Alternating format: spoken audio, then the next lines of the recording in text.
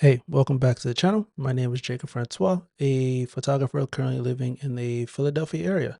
So today's topic or conversation or whatever you want to call it is about why I shoot Leica cameras.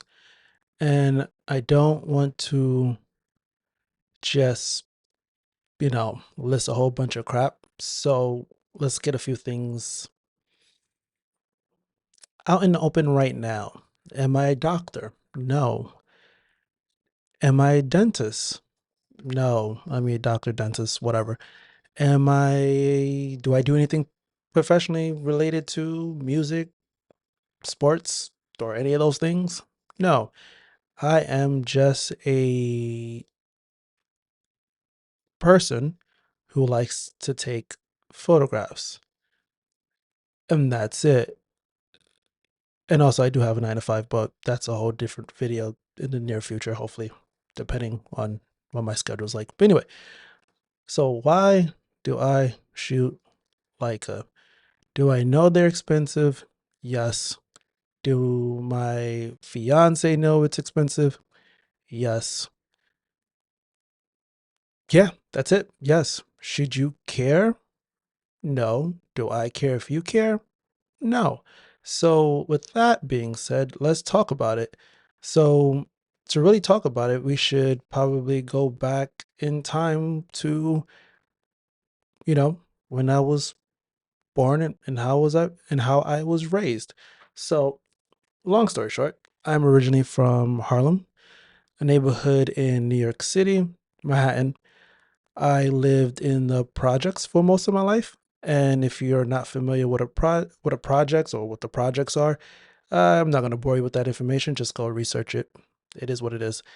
So unfortunately, my family has always been, I guess, I want to say in the best way, poor or didn't have a lot of money. I guess that's the best way of saying it. Um, and of course, while I'm talking about it, it seems kind of weird to talk about it, but regardless, I'm here and I'm doing it. So I lived in the projects for all my life. I didn't leave my parents' house until I was in the age of maybe 20 something, 22, 23. I'm not sure. But I basically lived there my whole life with my parents. I went to college in the city, City Tech in Brooklyn, New York. My parents originated from Haiti. They moved over to the United States in their late 30s, maybe. I am a first generation American, Haitian American. Um, and with that comes with a lot of, challenges because I was raised to be a certain way and I turned out to be the complete opposite, for better or for worse. My parents were always like, "Oh, why do you need 5 pairs of shoes?" Because I do, just because I do. And that might be the American in me, honestly, because we like to overconsume.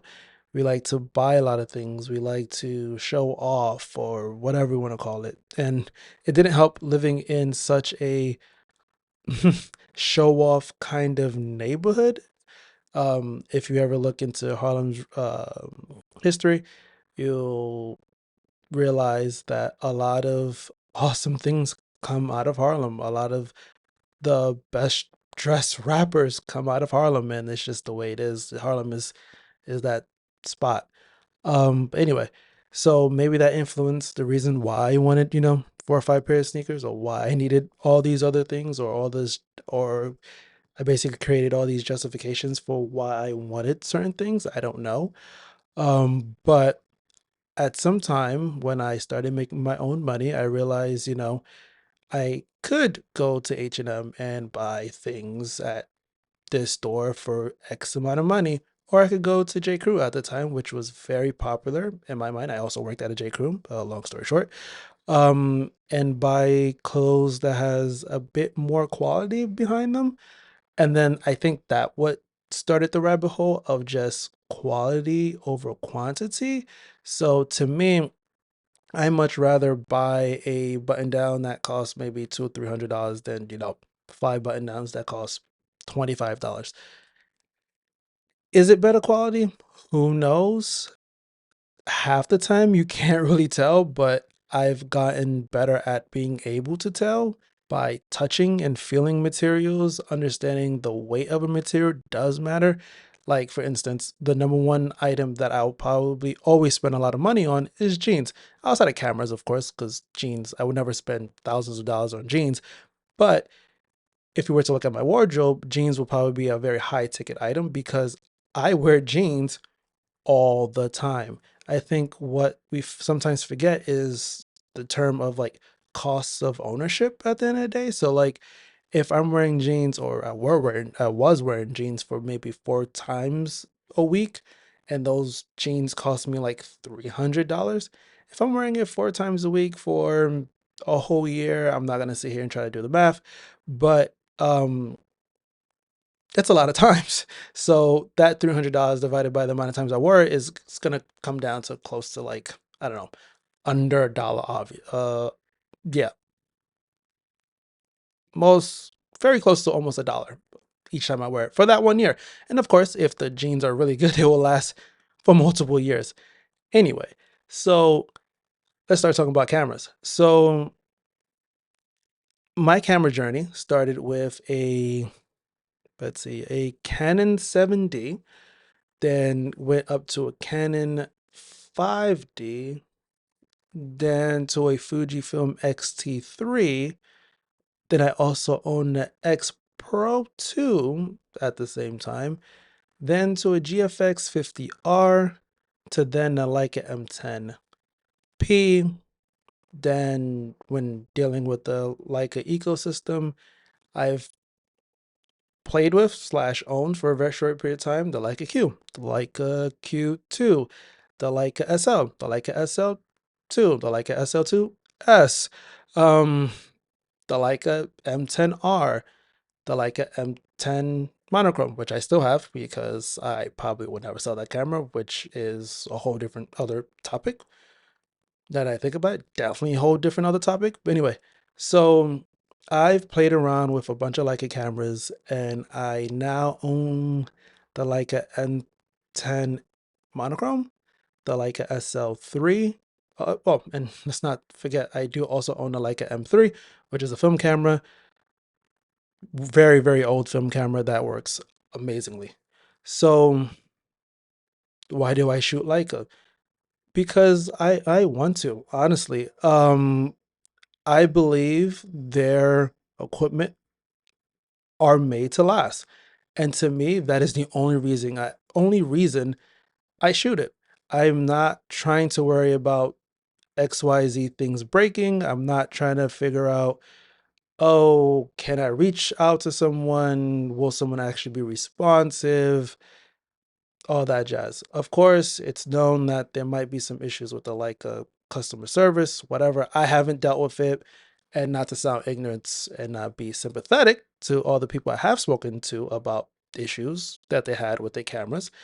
Um, I still believe that the equipment is really meant to last, especially when we talk about the like M line, especially the older versions. Like, let's be honest, a film like a M3 still goes for, and it's the first M of its type.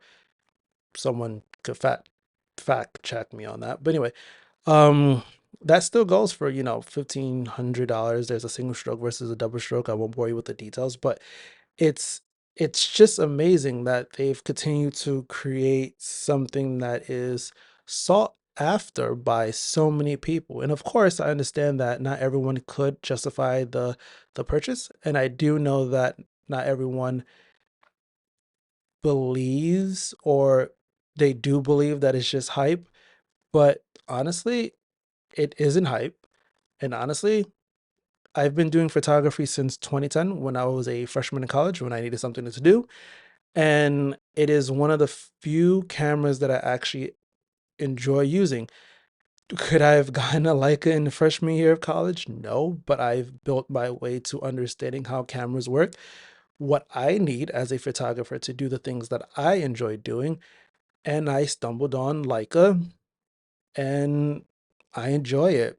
It's just that simple. And also, I've met some awesome people who also shoot within the system. And I think to me alone, granted, would I have met those people if I was shooting a Leica? Maybe not. Um, but you can't change you can't change history. So the fact that I do now know these people or met friends within friends or acquaintances from acquaintances of people who have shot with the system who have not shot with the system, it's just something about the network of Leica shooters that is just like amazing. Of course, you don't need to own the camera to then be part of that network. Like I just said, there are people who are part of that network that has never shot with a Leica or ever owned a Leica, and that's perfectly fine. Um, but it is what it is, and I am shooting my Leicas. I am enjoying it, and there's that. So I'm gonna finish this with a few photos of a few Leica shots that I've taken throughout the years.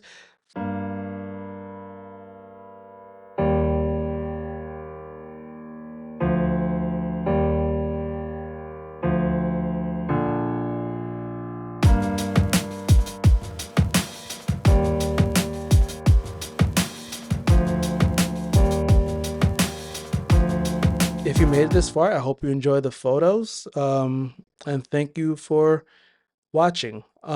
If you have anything negative to say, I'm here for it and I want to hear it. Bye. Peace.